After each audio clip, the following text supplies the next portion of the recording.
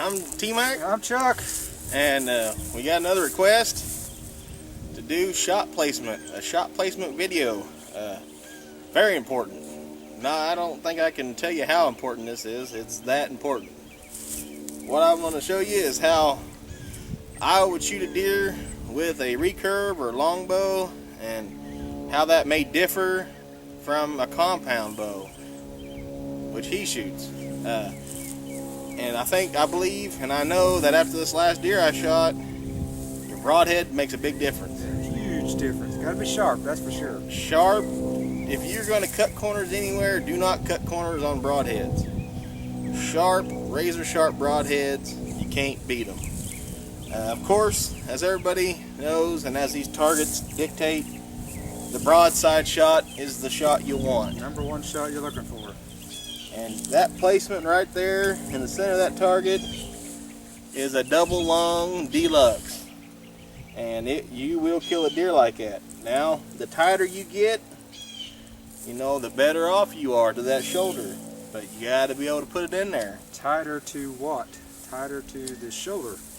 Shoulder blade. Yes, yes. Because that heart is protected down here. These targets this is the center, but that's not where the heart is. The heart is down in here. It lays about to the bottom of the rib cage.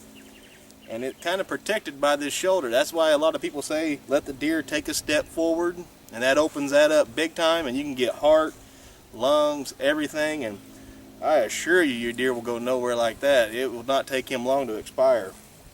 But the lungs are the biggest area. That's the most, and if you can get your arrow to breach them ribs, it's probably going to be a fatal shot. Yeah. Number one, like you said, razor sharp broadheads. I usually shoot my broadheads, make sure they're in tune and tight, but after I'm done shooting them, I'll go back in and resharp them, make sure they're good to go. But like you said, sharp broadheads in this area, double long or anything like that, you're probably going to, this animal's probably going to expire. So that's quickly. Definitely what you're looking for. 50 yards or less, maybe 60, and your animal's down. Now then, the best shot people say is, of course, the quartering away. Why? It's bigger. Your shot is just a bigger kill zone. Now me, as a recurver, I'm going to look for back here behind this last rib, because there's nothing there, and you might clip a little bit of gut, but this angle here, you're going to catch everything.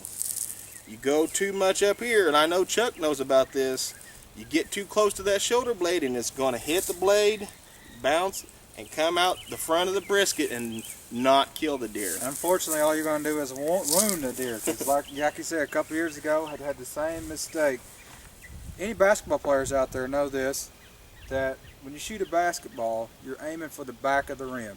That's kind of what I think when I shoot a compound on the back side of the deer when it's quartering to me, or two away, or quartering. Where is that arrow going to end up? Because that's kind of what I'm looking for.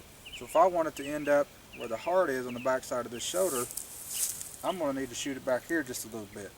Aim for your exit. That is the best tip there is out there. Don't shoot the deer, aim through the deer. That's right, aim for the back side of it. And know your angles. Now, quartering too. I just done this the other day, and compound, it's not as critical. But once again, it goes down to sharp, razor sharp broadheads. My angle was just slightly behind the shoulder blade. Now, it came out back of the ribs at the bottom. Perfect, good killing shot. And I would take this shot. And now it depends on distance. This deer was close. If the deer is 30 yards out there, probably not going to take a quarter-and-2 shot. Right, pretty tough shot. And the shoulder blade is thickest here. So you want to either go to the inside of it and hit the neck and come in behind it this way. You don't want to get too far back behind here into this center, because if you aim here, your angle is going to come out and it's going to be close to this back leg, and that is not going to kill that deer quickly. Aiming for the exit hole, get around this vicinity right in here. It's hard to measure, inches wise, because depending on how big the deer is, but that exit hole, like he was showing with that arrow, right across that backside there, will get you the best way I found to get the knowledge of where you want to go is if you take the center of your arrow, place it in the center of your deer, and turn it. That's all the angles you need for killing, right there. And now, another shot that is not practiced enough, I think, and it's hard to do unless you have really good broadhead, is the straight down. You have the spine that runs down the center, and to each side you can clip a lung, but you're usually going to have to choose which one. Or spine the deer. Now, spining the deer puts them down right there. And you know, it is a quick, humane shot a lot of times, or it offers you a second shot to get the deer down. Just to either side, this is a tough shot with the recurver longbow. I've made it, and it is the blood, if you do not get penetration all the way out the bottom, blood has to run up, run down the fur, and then get on the ground, and it can make for really bad tracking. Compound, you know, you can drive on through out the bottom, and then the blood trail is down below. But practice that shot a lot, because this is not, straight down is a very tough shot sometimes, and plus you can tear up the backstrap. Oh yeah, I don't want to tear up the meat, but practice, practice. You heard him say practice, key word. Doesn't matter, you got to practice, and it's kind of overseen that a lot of people don't really practice out of a tree stand. That's probably one of the best ways to practice to get your angle, whether it's compound, recurve, longbow, whatever you're shooting, crossbow even for you crossbow guys out there.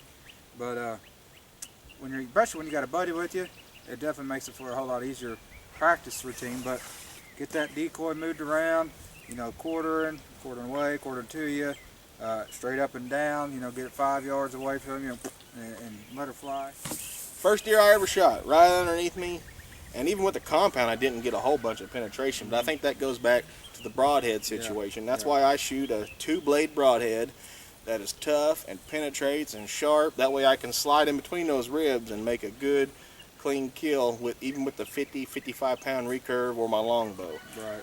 But right. The best thing to do on learning your angles is, you know, practice, and know what your bow can do. Other than that, you know, learn your angles. This is not an angle I would shoot. Some people might. There's a slight, with the rifle, no problem. Here, hit him in the chest, he's going down. Yeah, he's dropping like a rock. With the bow, there's just too much that can go wrong. That's why I prefer... Shit. You never know what the deer's going to do. Yeah, if he's got horns, you might be able to clip one of them suckers. Yeah. I've seen guys on TV that have, and you know, they've been shooting their bows for years, and they don't know what they're capable of. And you know, deer die within 20, 30, 40, 50 yards, whatever it is. But me personally, I'm not taking this shot right here. And then there's the opposite. You know, it depends on height and how far. If he's 5 yards out and I can sneak one in right there, you know, I might take that shot. I got enough confidence in my gear, in my broadhead, that I could take that shot, and I believe I could kill the deer, and I think that's mainly what it takes.